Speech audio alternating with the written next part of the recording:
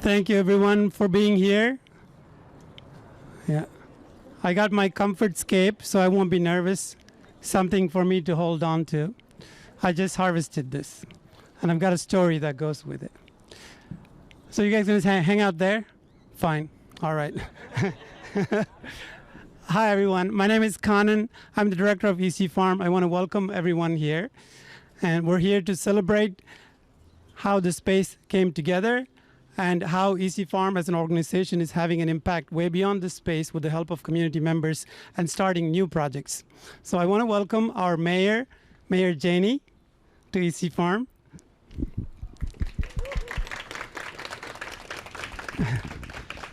I'm going to say a few words and then hand it over to you, but I just wanted to welcome you to the space. And also our councilor, Lydia Edwards.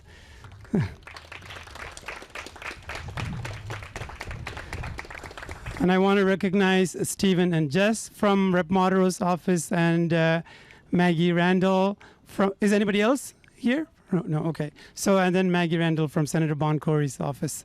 And I saw Chief Dillon somewhere. Yes. Welcome, Chief Dillon. And so I said chief, she's the chief of D&D, Department of Neighborhood Development. That is the department that owned the space and then eventually conveyed it to Eastie Farm, which is a local grassroots nonprofit. And the same department has now conveyed another space, and we're doing another exciting project there we'll talk about soon. But I'll try to be brief. It's very hard for me, you know. but I'm very excited that you're here. And Councilor Edwards, it's so good to have you here as well. So this project actually came together because of the city and people in the community and people in private sector all working together. It looks like a little space with a garden, and that's what you kind of see. It almost looks like a glorified pathway, right? You can go right through there, which some people do. However, what doesn't quite strike the eye as you pass through is all the other things that may be subtle but still happening. If you look at the downspouts on both sides here, you see that the water that's collected on the roofs of our neighbors are actually coming into the space, which means we're taking the flooding away from them and converting it into water for the plants that grow here. So that's what people call a win-win situation, right? When you think about climate change and when you think about flooding as the forecast for the Northeast, extreme precipitation is the forecast. How do you deal with that? You could do things like this. So that kind of solution orientation is what this organization excels in.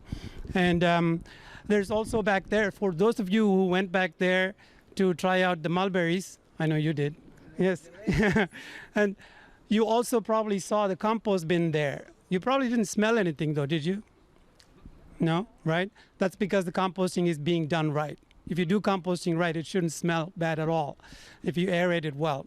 So what is that? That's us not sending our food waste on transportation, which is carbon emissions, not sending it to an incinerator, which is even more carbon, not burying the ash in Rumney Marsh, which is horrible for the delicate biodiversity there, avoiding all that and locally processing our food waste so we would have fertile soil in the city, which we very much need because most of our soil is contaminated.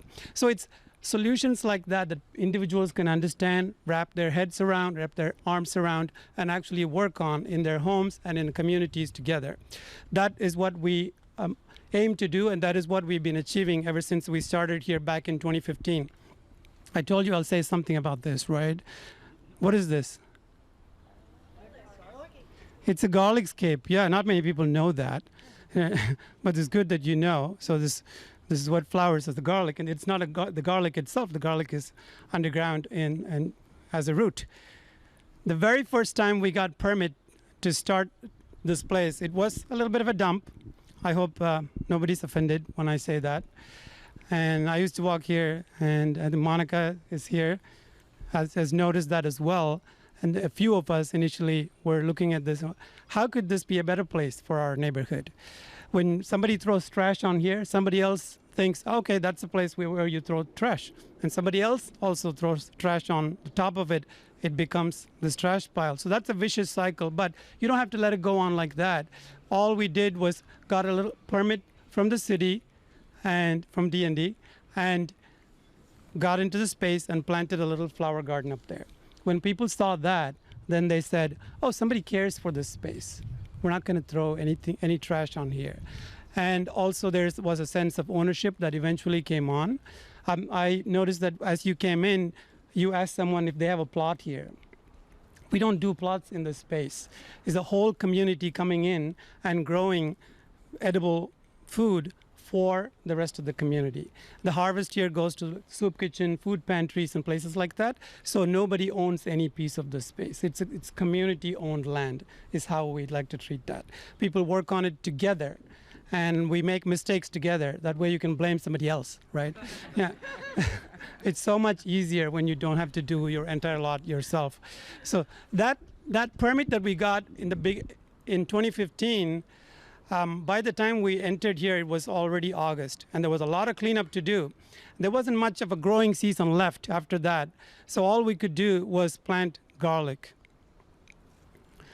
And does anybody know how long of a crop garlic is if you plant it in a year? Yeah, so you harvest, you plant in the fall and you harvest around right now. You can harvest maybe a little bit later than this. You can harvest. So that gave us the excuse to go back to D&D and say at the end of the year, you got to extend the permit, please. We haven't harvested the garlic yet. And they were like, ah, all right, fine. And so we pulled that a few times. And then they caught on to that, and you can have the land. Yeah. So that's kind of how we came into this. But the city has been such a wonderful partner, wonderful partner in doing this.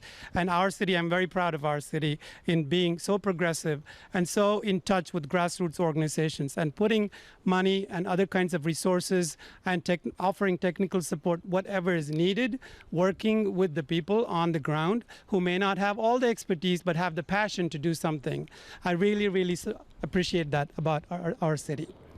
I could go on, but I'm going to let you speak. Thank you, Mayor, again, for being here.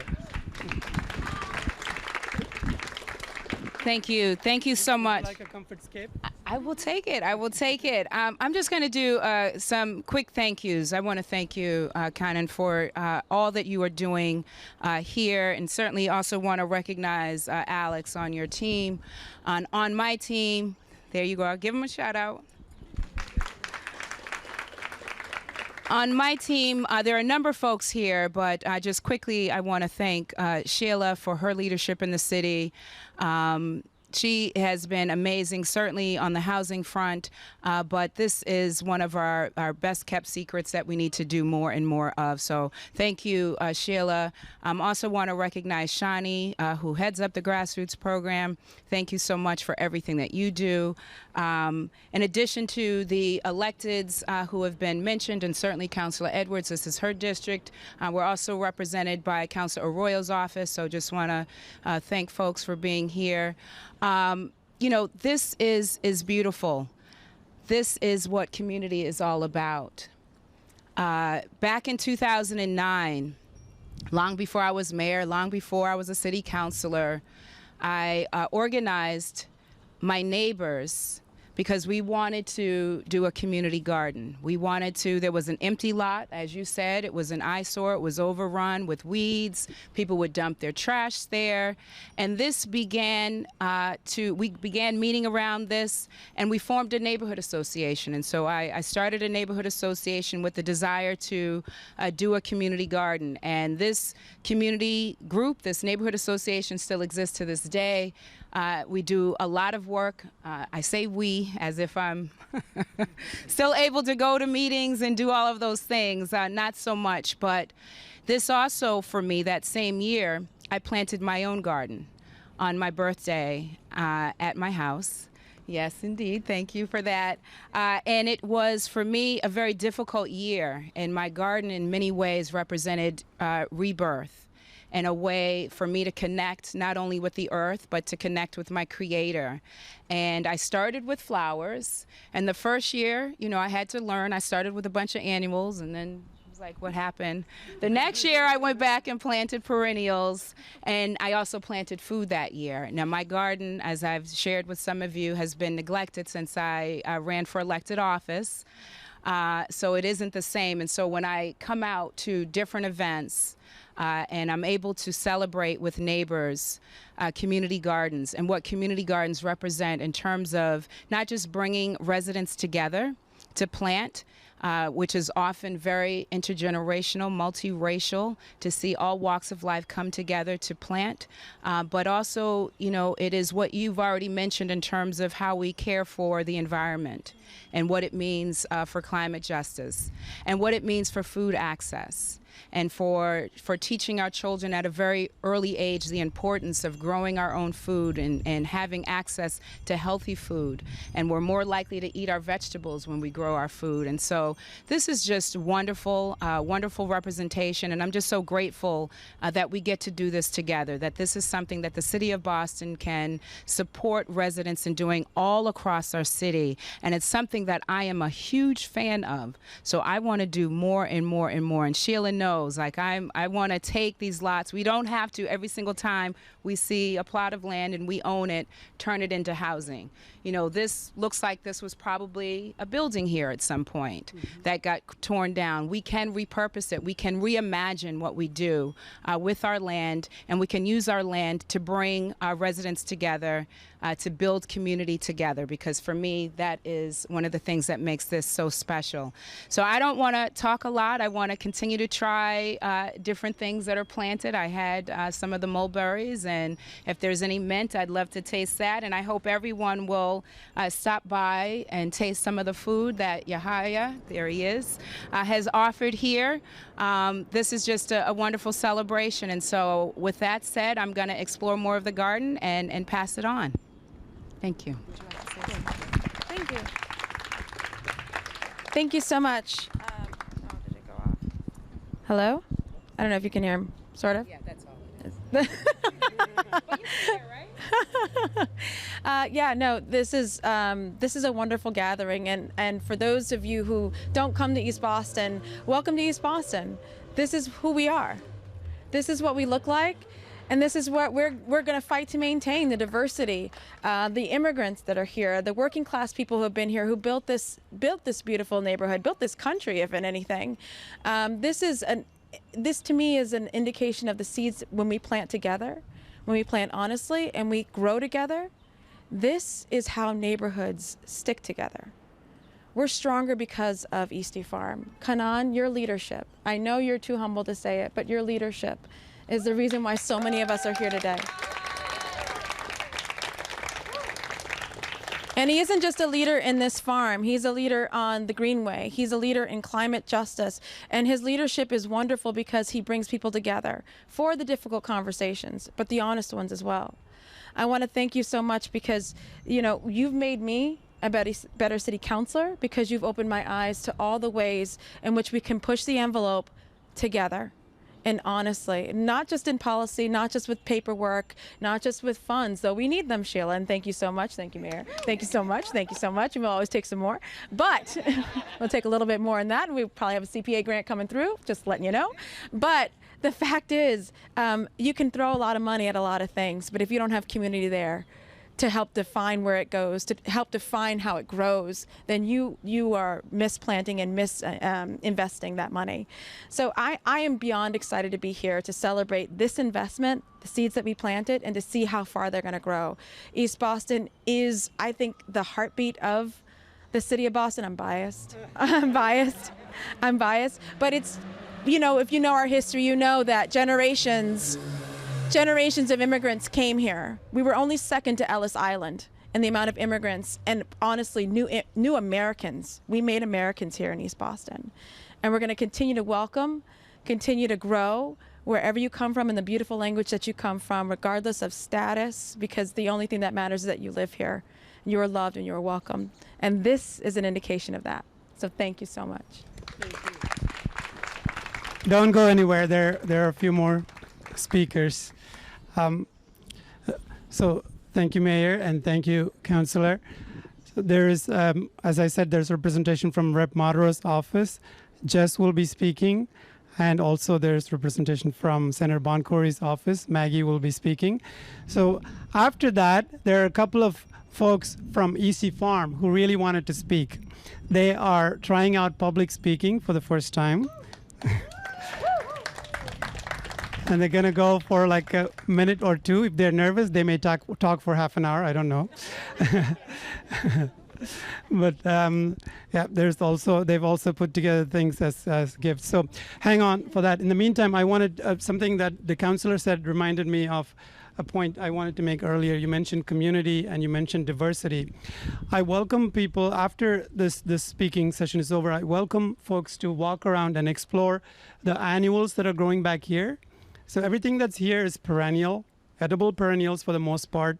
And the annuals are here because the sunlight is mostly in that area. And the front area was set up because of community input, where somebody said, if we're just walking by, like people like Sego, she's right there. Can you wave, Sego? There, yeah. So she's one of the elderly folks who takes a walk along this area. And she sees the picnic table right there, and then she goes and has a seat there. That little space there is a respite for a lot of people. On a hot summer day, it's cool. Under the mulberry tree is cool too, but it's a bit of a walk from there to there. If you're already walking around the neighborhood, it's nicer to sit at the picnic table and relax. She even has a corner there that says it's my corner, right? So nobody else can occupy that corner. That's Sego's. So I mentioned community because when you go back here, all the way back here, you can recognize corn plants, right? Corn, yeah, the tallest ones here, basically, right? And look at what's growing next to the corn. You will see bean. And the beans are using the corn as their stalk to wrap around and grow. And if you look in the ground, you'll find cucumber or squash growing. And those are these large leaves that cover the soil. Soil should be covered because there's life in the soil, and that needs to be sheltered.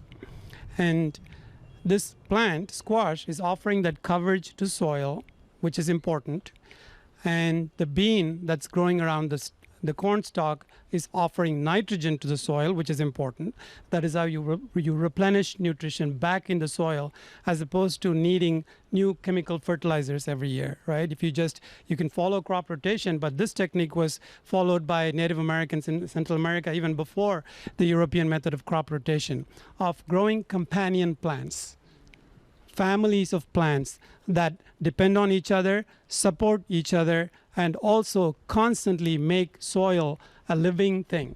And soil is a living thing, and we should protect soil that way, right? So strong communities, diverse communities, when we all know how to support each other well, as we do within the staff and volunteers of Eastie Farm, within the community of Eastie Farm, of East Boston, and with the city of Boston, and of course around the world, we could all support each other mutually that way. And we'll hear from a mutual aid Eastie speaker later when she'll speak more about that. In the meantime, I want to hand over the mic to Jess. Welcome, Jess. Oh, thank you so much, Karan. Thank you, Eastie Farm, for having us tonight. I am, for those of you who do not know me, I am Jessica Martinez. I am the new legislative aide for Representative Modero, and myself and our Chief of Staff, Stephen Gingras, are here tonight representing the office. And I have not done a speaking engagement, and I can't tell you how long. I grew up going to Zoomix, performing, but wow, this is incredible. So thank you for offering me the space to talk a little bit. But I just, I want to say, Rep Modero wishes that he could have been here tonight. Unfortunately, he couldn't make it. I think baby Mateo's still taking over his schedule for the most part, but he'll be easing his way back in soon. But he sends his best wishes to Eastie Farm, and he sends his deepest appreciation for all the work that Eastie Farm has done for the community, especially during the pandemic, providing Eastie families with food aid and food assistance. That was such an incredible help for the neighborhood. And I want to say that last week we just passed the state budget, and Rep Modero was able to secure $50,000 to aid Eastie Farm in continuing their mission to assist in providing food security to the neighborhood. So thank you so much to Eastie Farm. We congratulate them on all their accomplishments. We're so proud of their work. And congratulations again. And thank you. Okay. There you go. Thank you. Thank you, Jess. Hi, everyone. It's so good to see everyone back in person again. I'm Maggie Randall, State Senator Joe Boncory's Chief of Staff. He wishes he could be here as well. And so if he were here, he would say, thank you, Kanan, probably a million times. So thank you. And I guess he would also say that really these communities happen not because of the land that we're on or the place that we're in, but the people we are and the people we're with. And so Kanan has made that possible and has seen that we shouldn't just have Eastie Farm, but we should have farms like this across the Commonwealth. So Rep. Matero and Senator Boncory worked with Kanan this session to file legislation for community agriculture program so that we can create more farms like this across the state and so that we can put funding towards these farms and support jobs locally here. So thank you for that. It doesn't end here. It doesn't end with this farm. It's something that we should see across the Commonwealth. So thanks. Thank you, Maggie, and thank you, Jess. Jess, good job. Oh. Yeah. We couldn't tell. Oh, yes. There's videos. She'll see that. Yeah.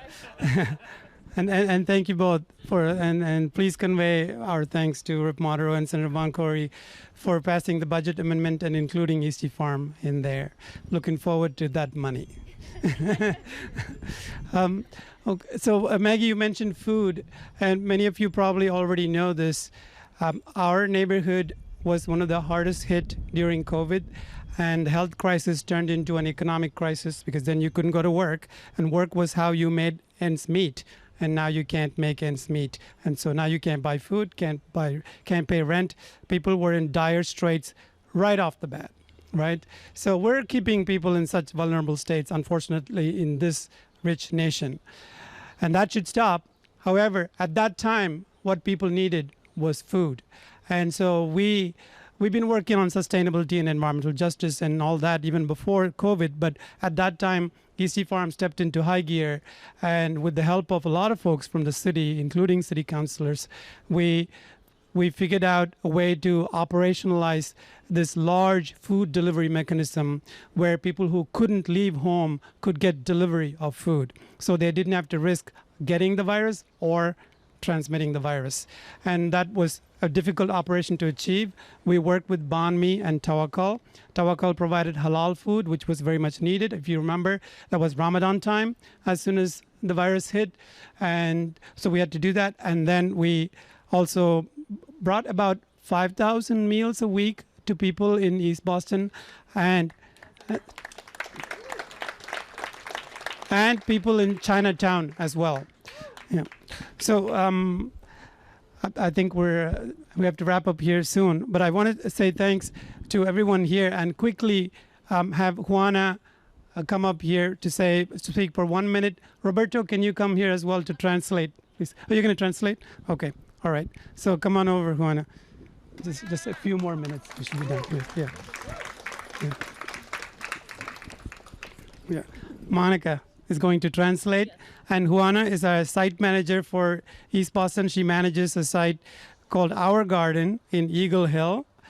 And she harvested all these flowers from her own, our garden, and which she looks after. She's the site manager. And she wanted to put this together for the mayor. Go ahead. Yeah.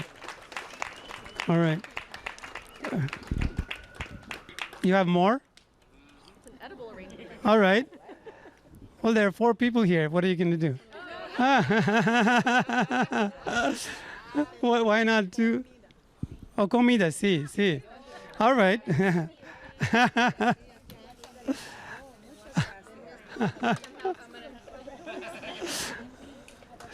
All of that is harvested in our garden. Yeah. All right. So, Juana, would you like to say? Yeah.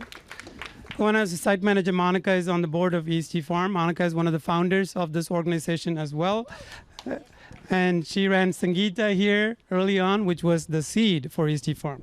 So I'm going to give the mic to Juana for quickly say a few words, and Monica will translate. Yeah. Buenas tardes, mi nombre es Juana Sánchez. Good evening, my name is Juana Sánchez. Estoy aquí para decirle al alcalde muchísimas gracias.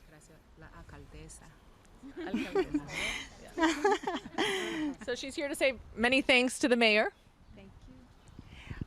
También para hacerle una petición por nuestros sitios de jardines. 293 Border Street necesita chorro de agua. She's also here to make a petition for things that we need. The Border Street site really needs a water access. También este sitio de acá, como verán, tenemos luz prestada y necesitamos pues luz para hacer nuestras reuniones acá y pues no ocupar de andar molestando a los vecinos. And here you might notice that we need lights. We're borrowing electricity from our neighbors, and we really could use some permanent lights here so that we can do more work. También una tercera petición por la Casa de Sol en la 6 Chelsea Street y necesitamos pues seguir el seguimiento de firmar papeles para tener una seguridad de nuestra Casa de Sol. And the third petition she's asking is for 6 Chelsea Terrace, where we have another site where we need help with our greenhouse. Porque así nosotros vamos a poder darle un seguimiento a todos los cultivos, porque vamos a encargarnos de hacer semilleros. Nosotros personalmente queremos hacer los semilleros. Ya no queremos estar comprando fuera porque están muy caros. The reason that we really need our greenhouse functioning is so we can do the seedlings. Right now we're getting seedlings from outside farms, and we really want to be able to grow our own seedlings here at Eastie Farm. Así es que esas son las peticiones y también llega otra petición que es como una cuarta petición, que es control de renta. El control de renta es necesario para todo lo que es pues, las viviendas, pues nosotros necesitamos un control de renta. And the fourth thing that she's asking for is rent control, because that's something that's really vital to everyone being able to stay in East Boston.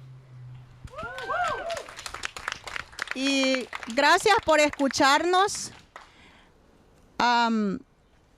Perdón si no me supe expresar, perdón si no supe decirlo, pero es mi primera vez acá. Gracias.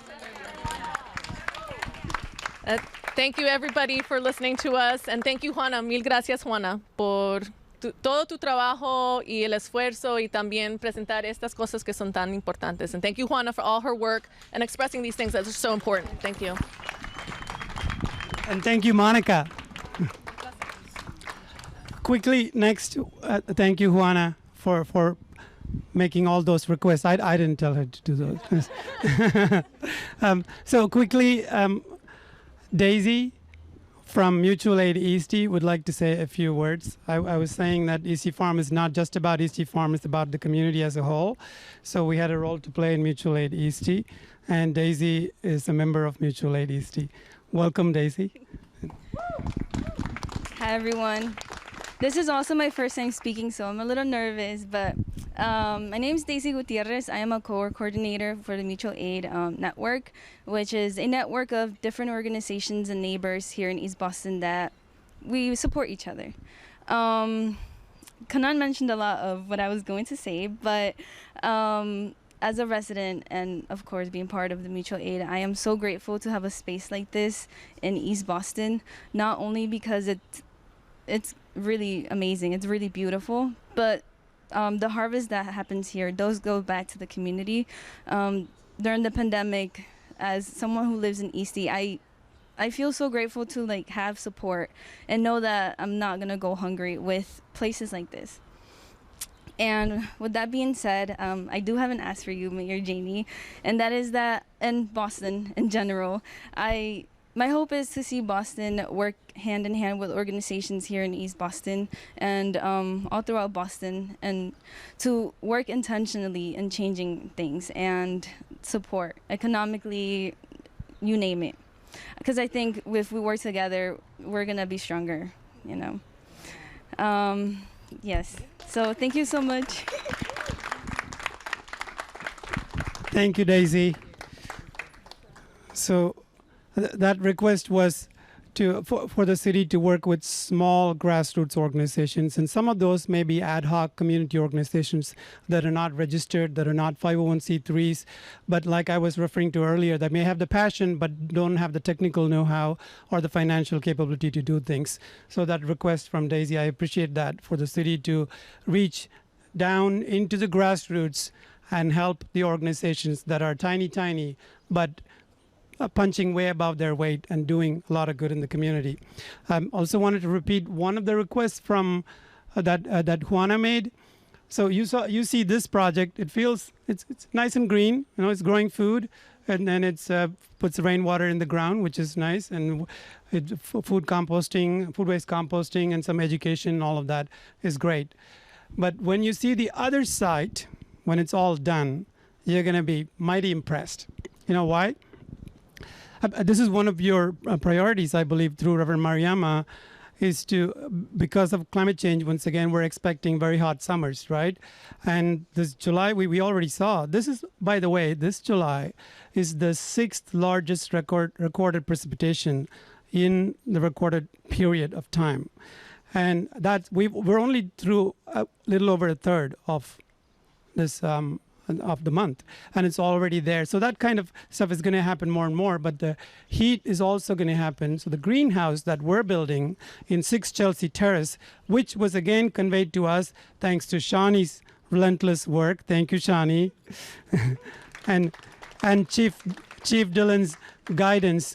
So that in that space, 6 Chelsea Terrace, we're going to build a geothermal greenhouse. So it's going to be a greenhouse, but if you know greenhouses, they're usually powered by propane, and propane's a fossil fuel, right? So we're trying to find a way to not use the fuel of the past and push ourselves towards the future. So we're going to use something renewable. That site, unfortunately, is behind a couple of large billboards, so solar is out, and we can't put a big wind turbine in the middle of East Boston, can we? No, probably not. So our option, the third option, is the ground, and under a certain level, certain depth, the ground always maintains a certain amount of heat. So if you can reach down to that level and circulate water or some sort of like a refrigerant type fuel, you're going to get it warmed up when it goes down to that depth. When it comes back out, it'll still be warm, and you can extract that warmth using a heat exchanger. And that's how we're going to heat the greenhouse in the winter. And in the summertime, guess what? That low temperature will still be that constant low in the high 50s. So the same mechanism can be used to cool the space. So we can have cool spaces in the summer, not just warm spaces in the winter, but also cool spaces in the summer. And this will be right next to a school that's coming up on Paris Street, right next door. And so the kids will be able to go there. Right now in the wintertime, no, they can't come here. But once we have a greenhouse, they can go there. And like Juana said, we could be growing seedlings for ourselves, but the kids can come in and learn something. And also in the summertime, people can come and relax there because it'll be a cooling space. So that project, because we're doing this in a post-COVID market when contractors are all booked up, material costs are all going up, it's a state-funded project, but we feel like we're in the corporate world because we're already beyond budget and behind schedule. And we're barely started the project. So that request is going to come back to the city and the state as a little bit more funding to bridge that budget gap. But at the end of that project, it's going to be so exciting. It's already exciting to do and think about it, but because we try to envision what we're trying to do, right? But when it's done, everybody will be able to see, and we're hoping that that will be an inspiration for people, and it will be a model, it'll be an example, so people can know this sort of thing doesn't have to be in the future. We can do it now. And that's what we're going for, and we're hoping for all of your support here. And I want to ask for one big round of applause, especially for everybody I didn't name. And there's so many people here that have worked very hard. And if I start naming, you're going to be here for a while. So there's a lot of people here who have put their heart and soul into this work. So a big round of applause for everyone.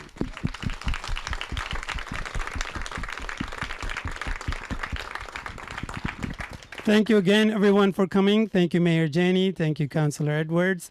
Thank you, Maggie. Thank you, Jess. And thank you, Daisy and Juana, for speaking. And thank you, Harry and Carrie, for putting all this together. And, oh, she's walking away. No. Everybody knows you. Come on. You can't escape that easily. And so, Carrie, wave. Yes. Yeah. And so... And once again, thanks to Chief Dylan and Shani for creating these spaces and working with small organizations like ourselves to transfer this property into communities' ownership so we can improve these communities with a sense of ownership of the land and our relationship with others. Thank you again. Feel free to have some chai and some snacks and stick around, mingle, get more pictures with all the folks here. Everybody's dressed so beautifully today. And if you have any questions, happy to answer. And I'll hand the mic back to you just in case. Would you? Okay. All right. We're all set. Thank you.